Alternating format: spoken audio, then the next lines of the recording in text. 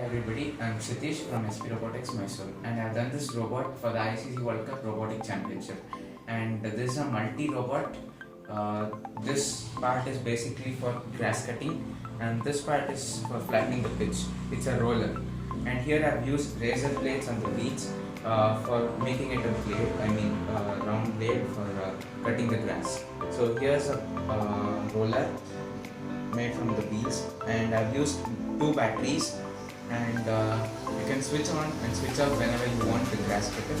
This runs on automatically, so you can switch it on.